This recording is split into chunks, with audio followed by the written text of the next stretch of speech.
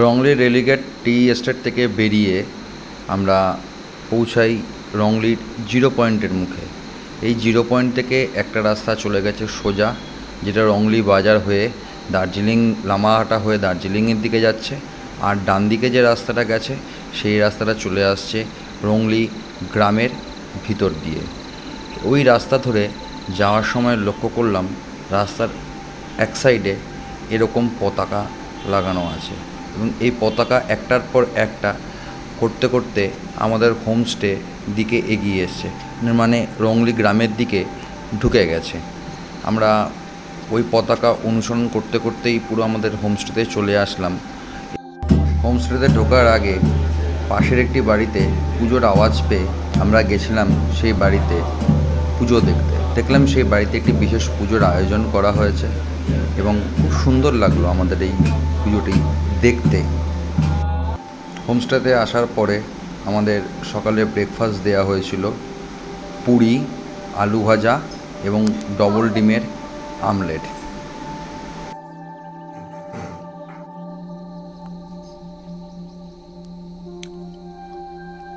এখন আমাদের সামনে দিয়ে কুয়াশা এসে বেড়াচ্ছে, মেঘ। জানি না কতখানি ধরা পড়ছে এই ভিডিওতে।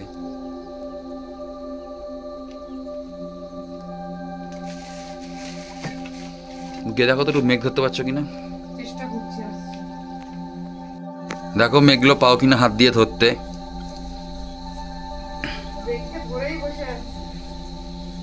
কোনো অনুভূতি হচ্ছে মেঘ হাতে আসলে পরে? হাওয়ার মতো লাগছে।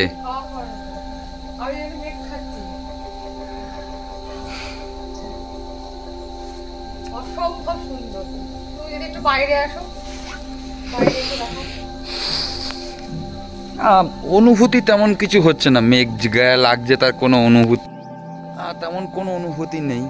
যে গায়ে লাগছে কিন্তু ভেসে বেড়াচ্ছে এইটুকুনি বুঝতে পারছি, কিন্তু কবে না কতখানি দেখাতে পারবো সেটা বুঝতে পারছি না। তবে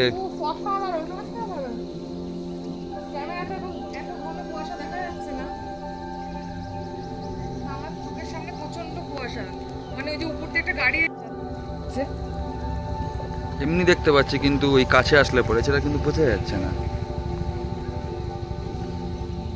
প্রচন্ড ফগ।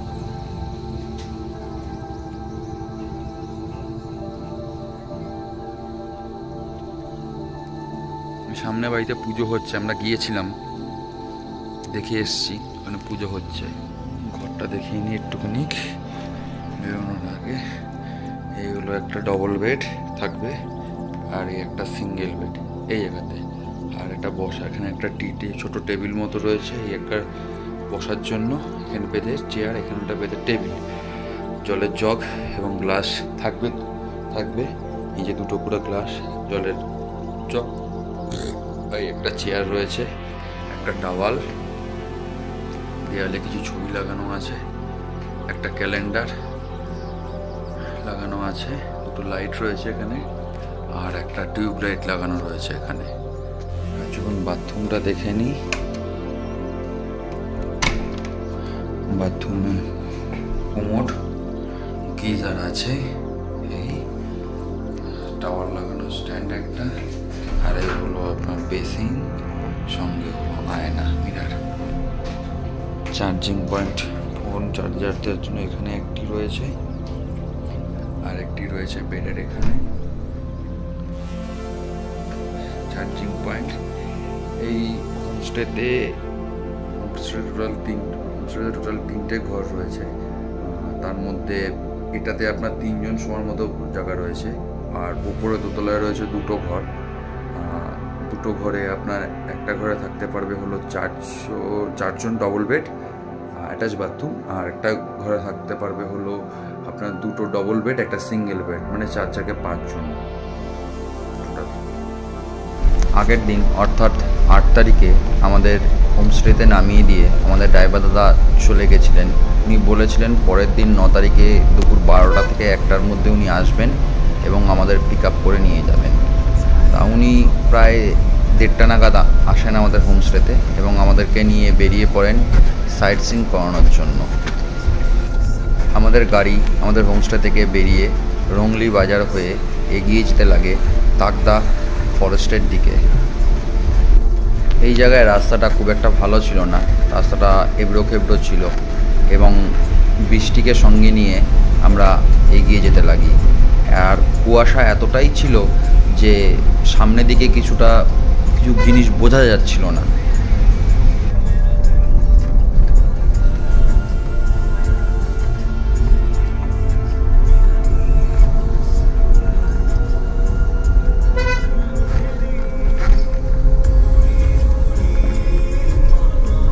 ফগে ভর্তি রাস্তা।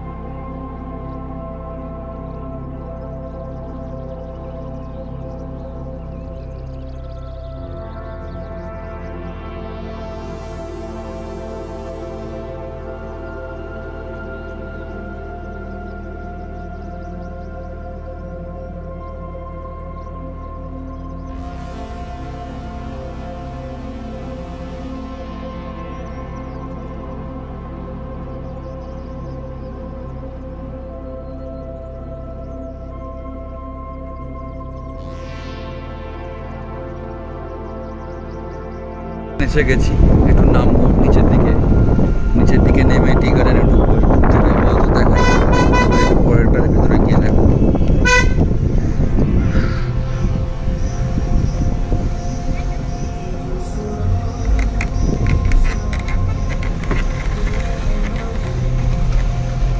এর মধ্যে সূর্য মামা উঠে গেছেন, সূর্য মামা দেখা যাচ্ছে।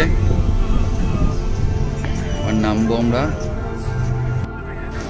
আমরা পেশক টি গার্ডেনে আর নামিনি। পেশক টি গার্ডেনের পাশে ছিল গুম্বাদারা ভিউ পয়েন্ট। আমরা সেই গুম্বাদারা ভিউ পয়েন্টে যাই।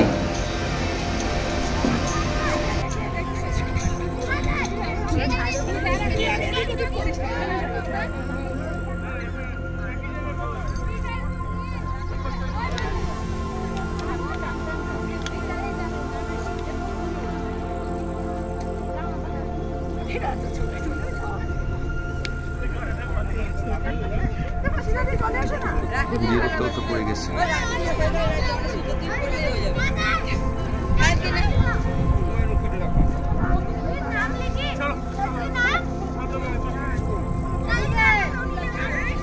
আরে ও পড়ে গেল।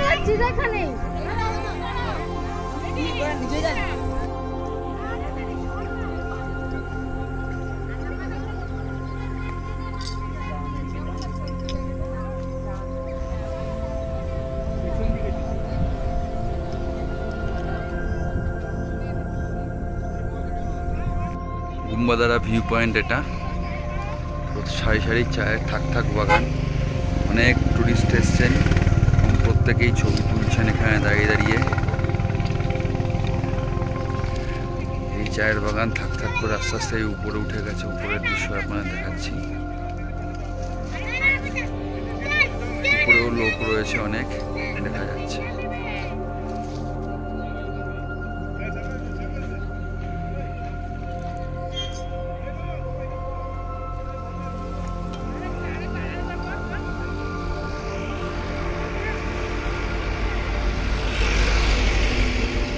আজকে রোববার, চা বাগান ছুটি, তাই যারা পর্যটক এসেছেন তারা এখন চা তোলার কাজে ব্যস্ত।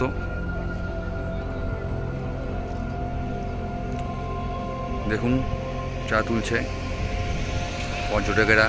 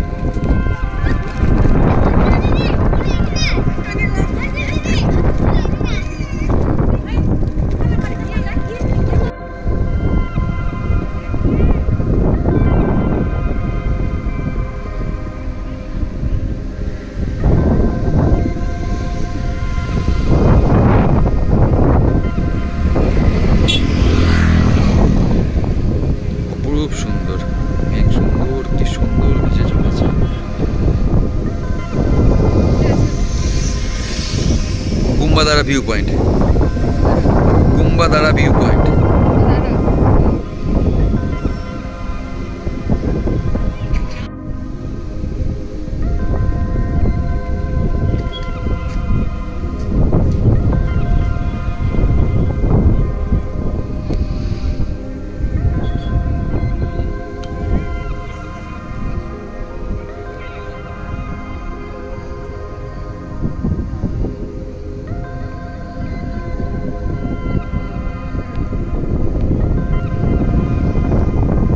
গুম্বাদারা ভিউ পয়েন্ট থেকে আমরা বেরিয়ে পথে একটি রেস্টুরেন্টে যাই এবং দুপুরের খাবার খাই। দুপুরের খাবার খেয়ে ওখান থেকে আমরা বেরিয়ে যাই লামাহাটা পার্কের উদ্দেশ্যে। লামাহাটা পার্কে আমরা পৌঁছেছিলাম 2:30 থেকে 3টের মধ্যে। আমরা 1 ঘন্টা থাকি লামাহাটা পার্কে। লামাহাটা পার্কে 1 ঘন্টা থাকার পর ওখান থেকে বেরিয়ে আমরা আসি শিলিগুড়ি তেঞ্জিং নর্গে বাস স্ট্যান্ডের দিকে। সন্ধে 7:30টার সময় আমাদের বাস ছিল। আমরা সেই বাস ধরে কলকাতার উদ্দেশ্যে রওনা দিই। লামাহাটা পার্কের ভিডিওটি আছে আমাদের পরবর্তী এপিসোডে। আমি সেই এপিসোডটি এই ভিডিও ডেসক্রিপশন বক্সে দিয়ে রাখলাম, আপনারা সেখান থেকেও ভিডিওটি দেখে নিতে পারেন। এছাড়াও এই পর্বের আগে যে 3টি পর্ব আছে সেই 3টি পর্বেরও ভিডিও এই ভিডিওর ডেসক্রিপশন বক্সে দেওয়া রয়েছে, সেখান থেকেও আপনারা ভিডিওগুলি দেখে নিতে পারবেন। লামাহাটা পার্ক থেকে বেরিয়ে আমরা তিস্তা বাজার হয়ে এসেছিলাম শিলিগুড়িতে। সামনে রয়েছে রিভার রিফটিং করা যাবে, এই বোট, এখান থেকে রিভার রিফটিং করা যায়। এখানে গাড়ি লাগানো আছে, সবাই করতে পারে মোটামুটি। তো যাই হোক, তিস্তার সামনে থেকে ঘুরে আসি গিয়ে।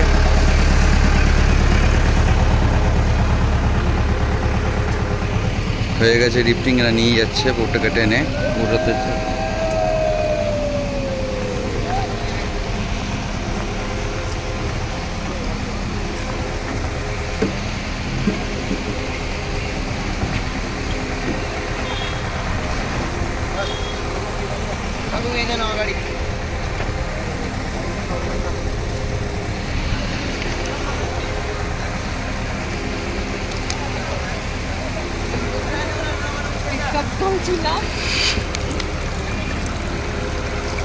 ঠান্ডা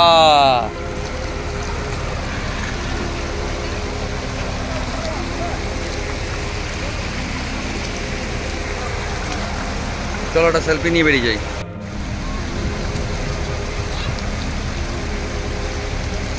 চলো